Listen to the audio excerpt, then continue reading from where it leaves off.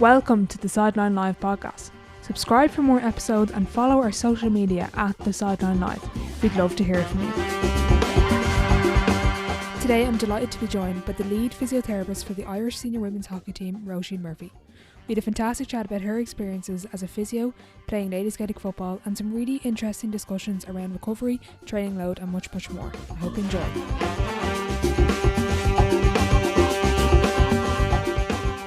Hi Róisín, thanks a million for coming on the podcast. Thanks for having me. So what I like to do is I kind of give the guests a little bit of time to explain who they are and what they do. Yeah, well, my name is Róisin Murphy. I'm a physiotherapist at the Sports Institute in Northern Ireland. I'm the lead physio of the women's hockey team. So that's a bit about me. Brilliant. So we're going to get into your role as a physio in a bit, but you have an interesting story of yourself in your own sporting career. So kind of taking it back to the beginning of, you get involved in sports and playing sports. Growing up, I know you were involved a lot in ladies football. Yes, so GE is my background, football. I played camogie when I was a lot younger, but I can't really remember those days. But Silverbridge Harps is my club, and we started a ladies football team when I was about 13 or 14 years old. Mm-hmm. So it was our first ladies football team at the club. And yeah, I think we were thrown in at the deep end in senior football. We're quite a young team, but it was good. And I think if I complete a season next year, that'll be 2 decades of playing on this team for Silverbridge. Brilliant, yeah. Very good. And kind of looking at your underage career, do you have any sort of highlight of the years playing with Silverbridge, with the club? Well, I think the first few years for us were pretty tough. I mean, I remember a meeting at the start of the second year we had the team, and our goal was to score a point. So I don't think our first year went too well. Brilliant, yeah. And it wasn't long after that where our goal was to win a game. So, brilliant. Okay, I get the level now. I'm starting to understand. Yeah. It was a slow enough start for us, I have to say. But no, I mean, we've had fantastic success. We won junior and intermediate championship, and we're now a senior championship team, and we play in Division 1 league in Armagh. Fantastic, yeah. So it's been quite a journey. I'm very, very blessed to have been part of it for almost 20 years, and I feel really young and good about myself when I say that. But it's probably nice to be part of, you were there at the beginning when the goal was to just score a point. Now you are in Division 1 senior competing. That's brilliant. That's a nice to be along that journey with the club and with all of your teammates as well. Yeah. And fully remember all of those days as well. And I think that shaped us as a team, and even the club over the years have supported us as a ladies team. They've given us what the men has had, and we're very grateful of that as well. And we've really we've had some great success then at a senior level as well. So we've helped bring the community together a bit. Fantastic. So you mentioned before you were involved with senior ladies team with Armagh, but kind of taking it back, when did you first get involved on the intercounty scene? Did you play underage intercounty at all? No, I was pretty late on to the senior panel. Mm-hmm. It was after university, after I had finished university. Yeah, my university coach at the time asked me to try out, and I think I was probably the only club player that was Division 3 club at the time. Right. The senior team. It was a steep learning curve for sure. They're fantastic footballers to step up from Division 3 to 2 to 1. Even at that, that's a good few years ago now, was still quite, it was quite a difference. So yeah, totally. To be training with them girls, it was such a privilege, but definitely a shock to the system at the same time. I'd say so, definitely. What was that like kind of for you and your family, to be called in and to make that jump? As you were saying, it was obviously quite difficult to make that jump, especially probably in training and at the kind of practice matches within the squad. Yeah, I mean, it was a fantastic experience. I think when I got over the initial shock to the system physically, I loved training. I love training hard. It was a great group of girls. I'm sure they still are, but at the time, I made some great friends through that. But also they were a very, very committed bunch of players. they were 100%ers. We trained really hard, but we became friends off the pitch as well. And we had some great success. We won the Ulster Senior Championship in 2014, and we got really close. We came to the semi-final of the All-Ireland 2 years in a row. So yeah. All that hard work obviously paid off. Getting to that level, like, that's obviously a huge achievement. Yeah, it was. It was great to be part of the team that had that success, and they seem to be going strong again this year. Yeah, I was only watching the highlights there of the match at the weekend. I can't remember who they were playing, but absolutely cracking team, and they definitely have. Tyrone, yeah. Or Tyrone, yeah, good, and they have a bright future ahead of them. Definitely, they're a good squad, all right. And then, kind of with your own career, then you mentioned to me yesterday when we were having a quick chat, you tore your ACL. Yes, yeah. So I tore my ACL at the end of county season. I think it was maybe 2015. It was, I think, yeah, it was a hard time. I think we were knocked out of the senior semi-final on the Saturday, and we had a club game on the Monday. And 20 minutes in, I contacted a player awkwardly and ruptured the ACL. So I would like to say that put my county career prematurely retired, but there's other people who would argue that I was going that way anyway. I wasn't young, so we'll stick to that story anyway. yeah, that's my story. So, brilliant. Yeah. That was obviously tough to take, but as you mentioned again yesterday, that kind of gave you that avenue to focus on your professional career as a physio, and kind of taking it back to wanting to become a physio. Obviously, you've been involved in sport, probably had a big influence on your decision. Yeah. So I mean, I can't really, if I'm honest, I can't really remember the reasons behind studying the undergraduate degree. But I do remember my reasons for kind of moving into sport and wanting to be involved in sports physio more. I mean, physio is quite a broad area when you're studying at undergraduate, but I suppose like anyone involved in sport, you're always chasing that high. Even though the lows can be quite low and quite lonely, you're always chasing that high, because I mean, I haven't found anything that can replicate it in life, other than sport.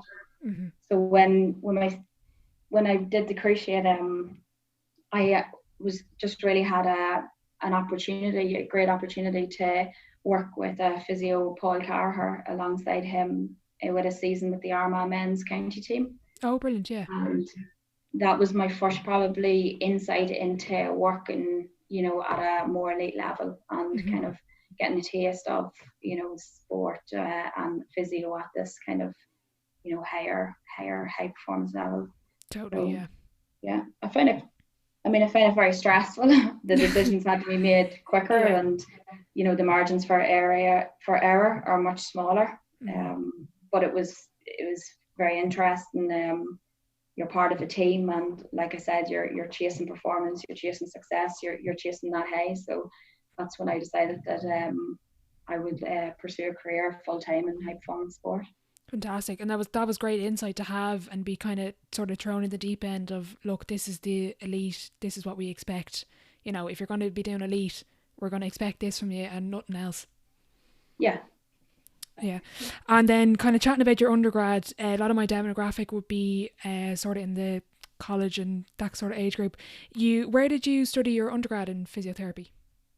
I studied at the University of Ulster in Jordanstown. Oh, very good. So, and it was that's 4 years, is it?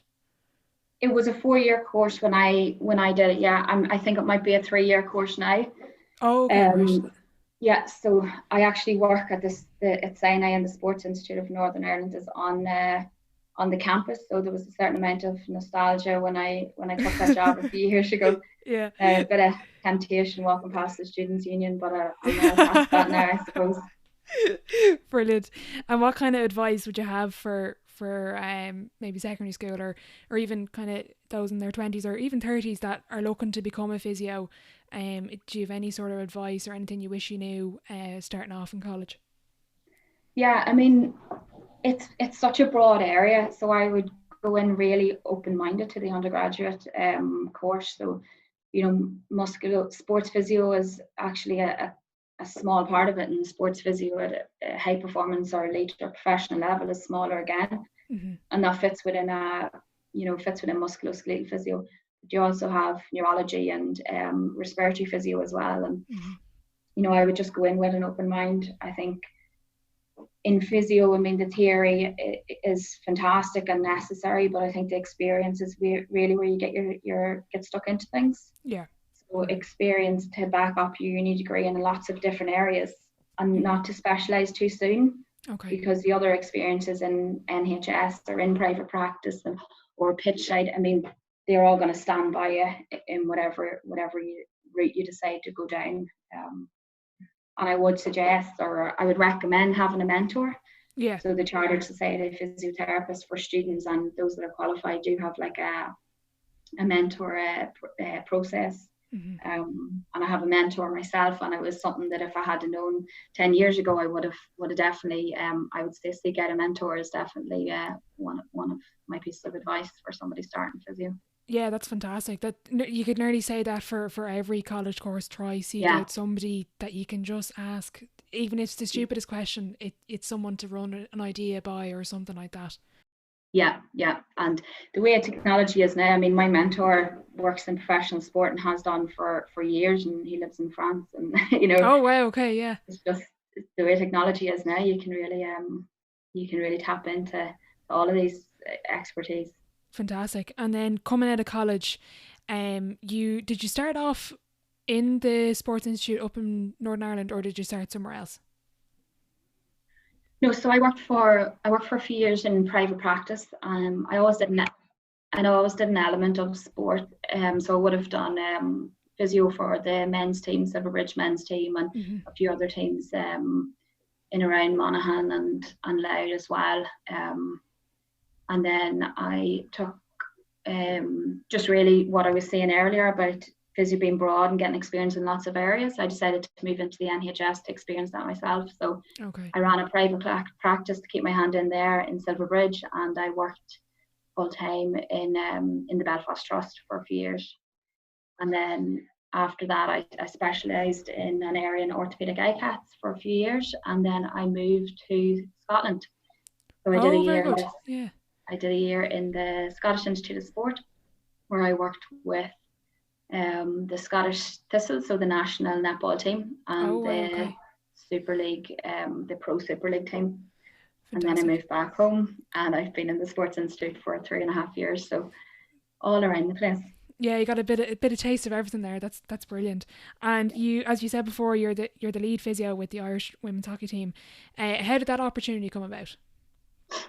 Yeah, so when I was in Scotland working at the Scottish Institute, I was on initially I was on a 6-month contract there, and then I ended up staying maybe 13 or 14 months, and I interviewed for the Sports Institute, and I interviewed for the lead physio role in Liverpool ladies football team. Very different. Yeah.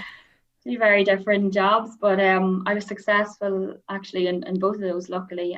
But I chose to come home to Belfast, and part of my role started out with looking after the Ulster-based athletes. And after a few months of working with the coach at the time, Graham Shaw, and the team, he asked me would I lead in the programme, and that's where we were 6 months out from a World Cup. And yeah, the infamous World Cup. I had to ask you about that. What was it like? Obviously, that was huge, and to be honest with you, that was the first time I watched hockey on TV. Like, to be honest with you, what was that like? Being with the squad over in London, and just gaining that momentum from each game and making it all the way to the final. Yeah. I mean, it was a fantastic experience. I think what you see on TV with all the documentaries it's fairly real. That's how I remember it as well when I watch it back. It was incredibly warm in London, which is something that maybe doesn't come across as much. I remember in one game, the way they built the stadium up around the pitch, it really trapped the heat. And I remember in our quarter final, I had said to the doctors, what's the heat? They work off this heat stress index to see if it's safe to continue to play. And he said it's right at the limit of cutting the game. So it was very, and we do a lot of heat acclimatization camps in like I said, Africa and Chile and all around the world, but I don't think we realized we had to do it when we were going to London. yeah. I didn't even realize how, because I've been in London during the summer and it's warm, but I'd say whatever way the stadium was, my God, the poor players, and you guys as well on the side of the pitch, obviously. Yeah, the physio's sweating as pale as I am, laughing on the sun cream. And then kind of briefly chatting about, obviously it was a huge success and there was obviously a lot of support and everything for the team. What was your highlight off the pitch? Yeah, I mean, these are, they're a fantastic bunch of girls and athletes to work with, and being around the team in the excitement of all of that was definitely one of my off the pitch highlights. Mm-hmm. Every morning we would go and do yoga, and we would go for a short walk. We had kind of commandeered an area of green, and we would put on some tunes and do some stretching and some yoga, and that was just a really nice experience. But also seeing, as the weeks or as the days and weeks went on, I mean, seeing the amount of exposure that they were getting through the media, and watching the athletes see the amount of exposure they were getting through the media as well. I mean, what they've done for women's sport and the enormity of it for sure did not hit them for maybe weeks or months after the World Cup, but that's something that nobody can take away from them now. Totally, yeah, that's brilliant. And then kind of chatting about your role as a physio, can you kind of explain to the listeners, what is your role at training maybe compared to match day? Yeah, no problem. So at the minute we are back at national training camps. So we're based in Dublin, Abbottstown. Mm-hmm. So we train on a say, for example, if we train on a Monday or Tuesday, Monday morning I would assess any athletes that's maybe picked up any injuries or niggles from their club matches on a Saturday. And then after that we go out onto the pitch, and I would work with any of our rehabbing athletes or any of our athletes that are return to performance plans on the pitch. Fantastic. And on a Tuesday. Sorry, go ahead. Yeah. No. And on a Tuesday then, we run physio clinics, we run joint gym sessions with S&C, and then any kind of rehab or return to performance plans that need to be happen on the pitch, then we get involved in that. Brilliant. And then on match day, let's say the game was at 2, when does your role as a physio kind of start? I don't think people realise sometimes the behind the scenes work that goes in hours before the game and hours after, obviously with recovery. Yeah, I mean probably 6 a.m. in the morning. Oh God. But anything, I mean, hockey is they run off a quite congested schedule, so it's not like the Gaelic or inter-county even where you have a game once a week.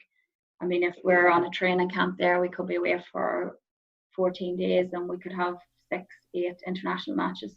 The Olympics is 8 international matches in 14 days. So, they play a really congested schedule. So, actually during the match, I mean, you don't want to be in use. You don't want people thinking that they need you.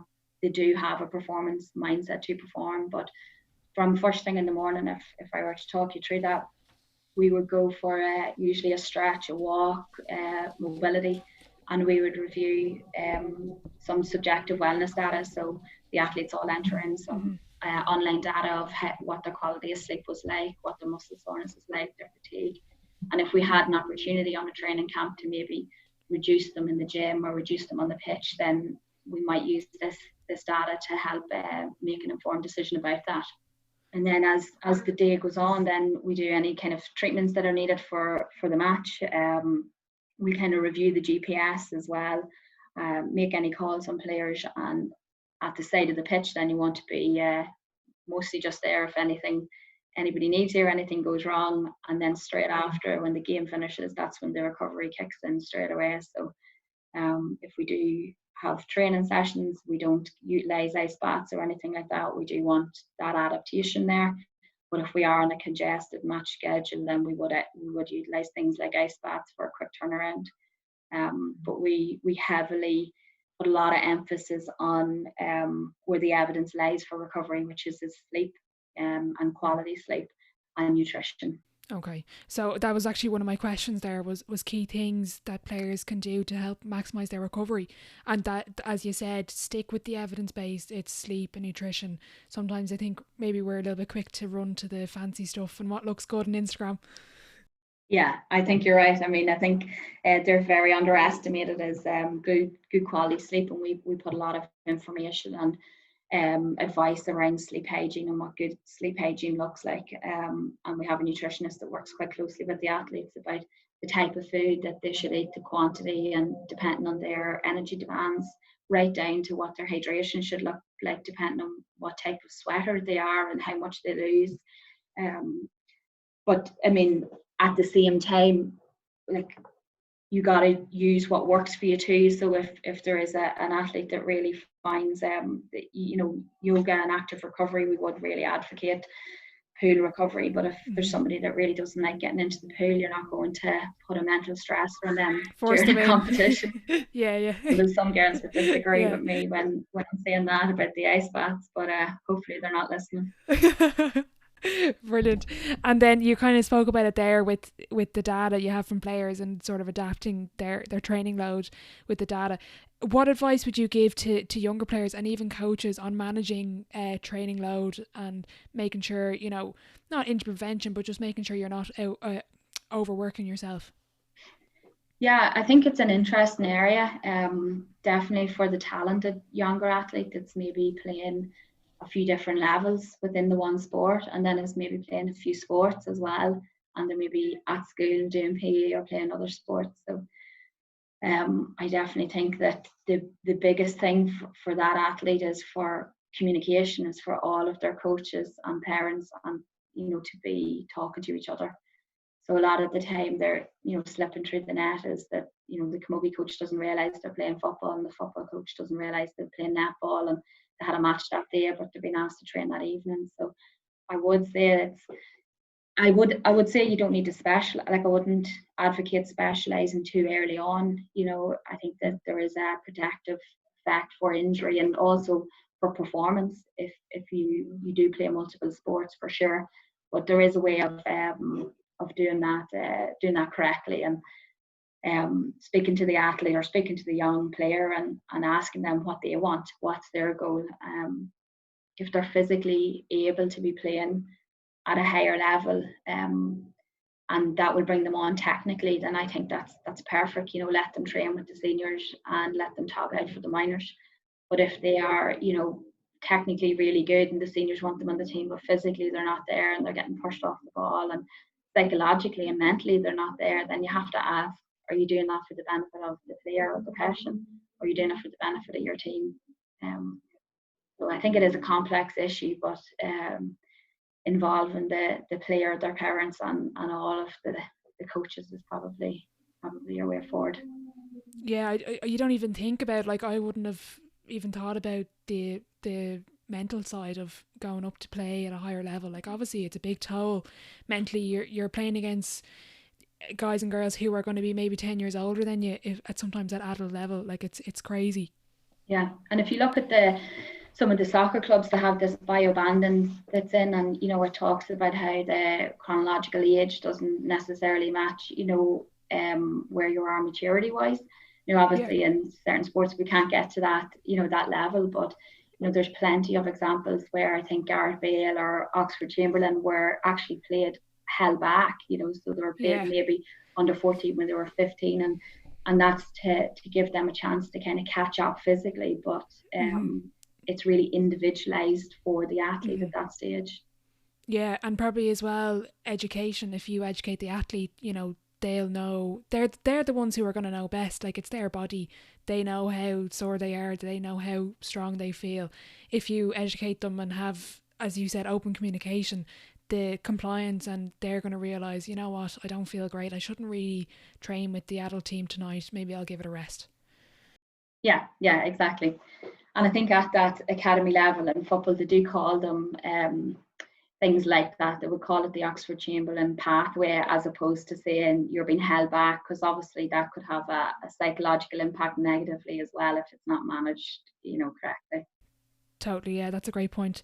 And then just chatting about COVID-19 and you know, as you said, your role is a lot of the time keeping players on their rehab schedules. How challenging was it to keep players in shape and to keep those on the recovery path who were fighting injury? I mean, yeah, for sure there was challenges. I mean, you know, this from a strength perspective, our athletes are used to being in high performance gyms both sides of the border and having the input of experienced S&C coaches and physios for eyes on. So it was a challenge in terms of equipment and the variety of equipment and access to equipment that some athletes had. Mm-hmm. And then when you're talking about conditioning, I mean, the surfaces that they're running on, so they're used to just running on hockey pitches, doing the conditioning on hockey pitches, and all of a sudden there's a 1k limit or a 5k limit, and they have to run on hard roads or Gaelic pitches, or so taking all of that into consideration, each plan had to be really bespoke for the athlete, and the difference in north and south restrictions posed an extra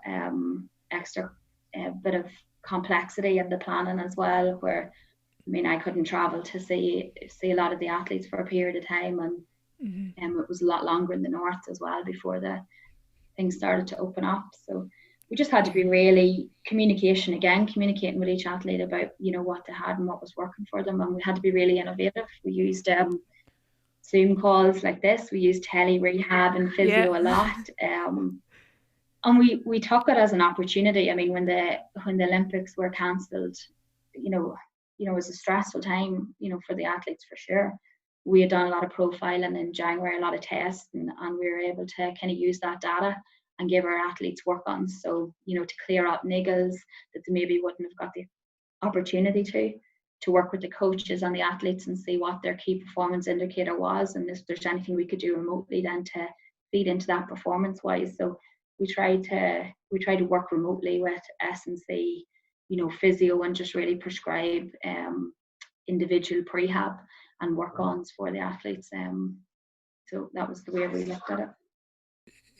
Yeah, and it's trying to put, as well as you said, put a positive spin and have, you know, if let's say I need to work on whatever I need to work on, you know, I have now the time to really kind of attack it and really get in shape before Tokyo 2021. Yeah. And the likes of this this kind of platform was great because you can't really, nothing can be assumed. And I think physio working with a team for a long period of time, sometimes you do assume this and that, and you just get in, get your hands on, whereas you really have to listen to the athlete, and you know, you can't just draw assumptions. And I do think that there's positives in using telehealth in some respects as well. Mm-hmm. Yeah, that's brilliant. And then kind of chatting about, again, we're going always switching back and forth with my questions. What are the biggest misconceptions about being a physio?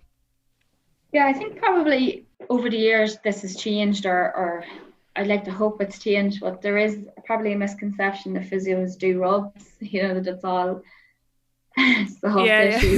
soft tissue therapy. And we are moving, you know, the evidence definitely suggests that, you know, injury management is more active, like it's exercise therapy, it's copious prescription of load, etc.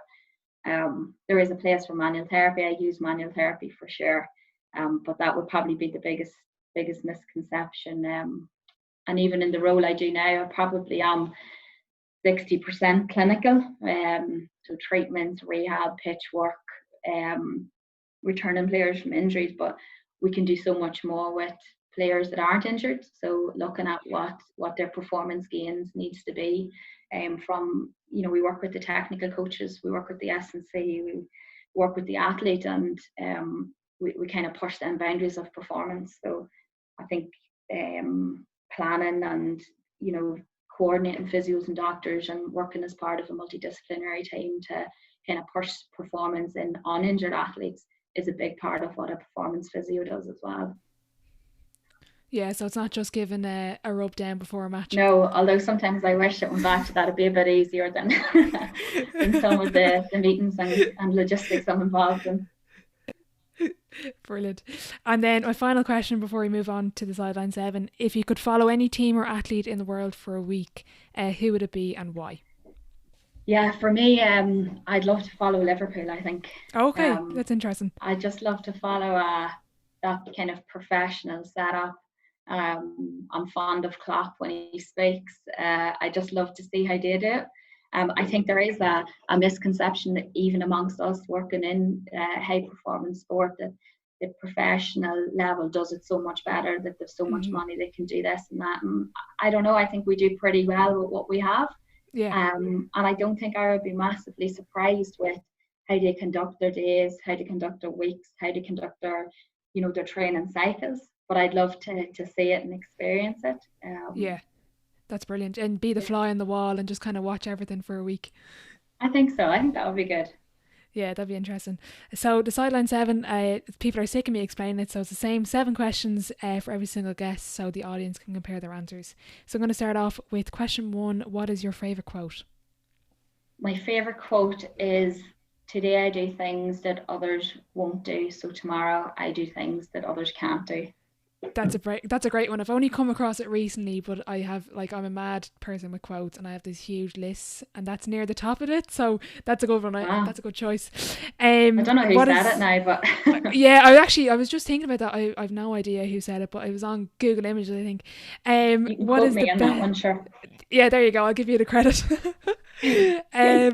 What is the best sporting event you've been to? And I'm pretty sure I know the answer to this. Yeah. It's the London Hockey World Cup for sure.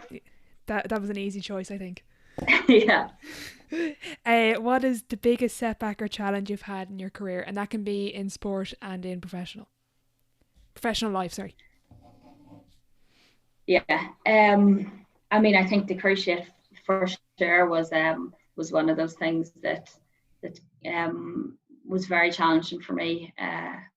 It probably defined me as a person moving forward as well. It moved me into kind of high performance sport. It was incredibly hard mentally. It's given me a lot of empathy for athletes who injure and sustain long term injuries, and the support that they need.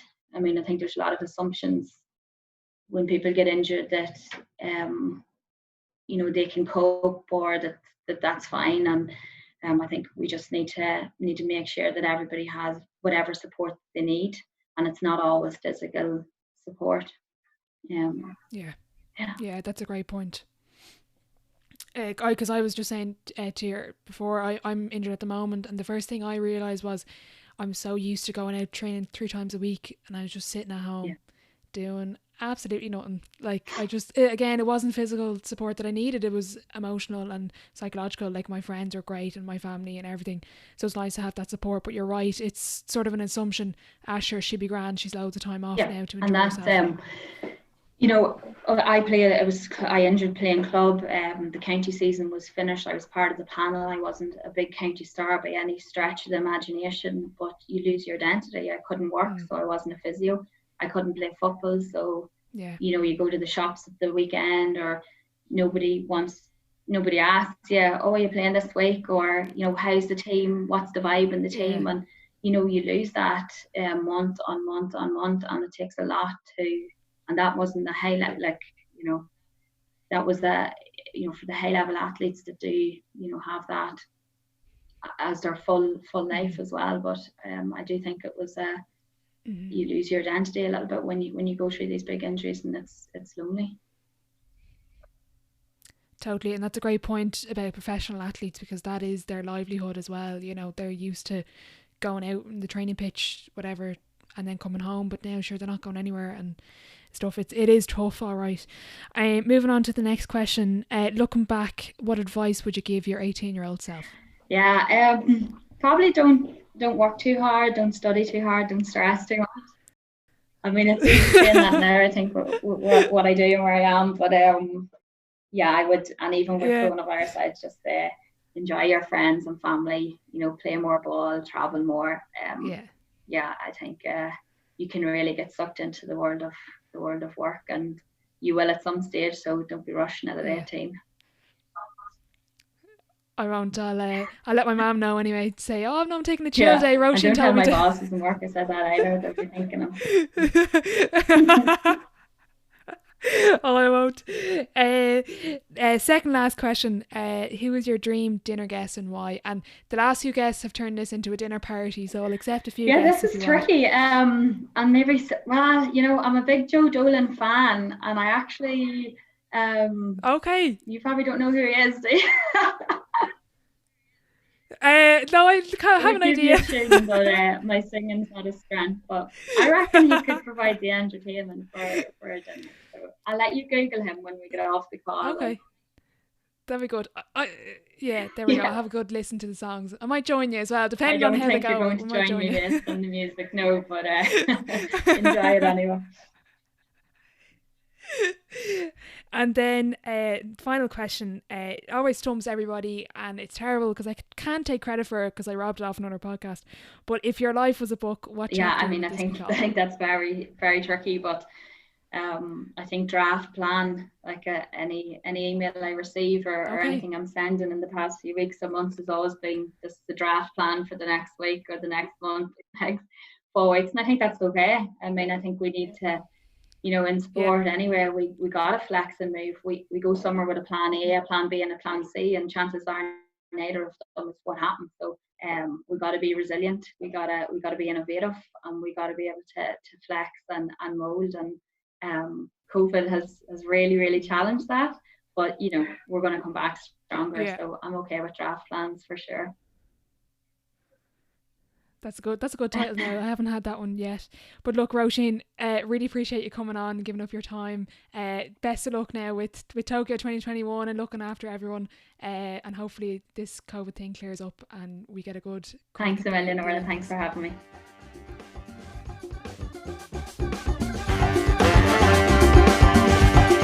A massive thank you to Róisín for coming on today, and I just want to wish her and all of the Irish senior women's hockey team the best of luck in the 2021 Tokyo Olympics as they kick off against South Africa July 24th. If you are listening on Apple Podcasts, be sure to leave a rating and review, and if you're interested in starting up your very own podcast, be sure to get in touch with the Primal Productions team over on Instagram @PrimalPro.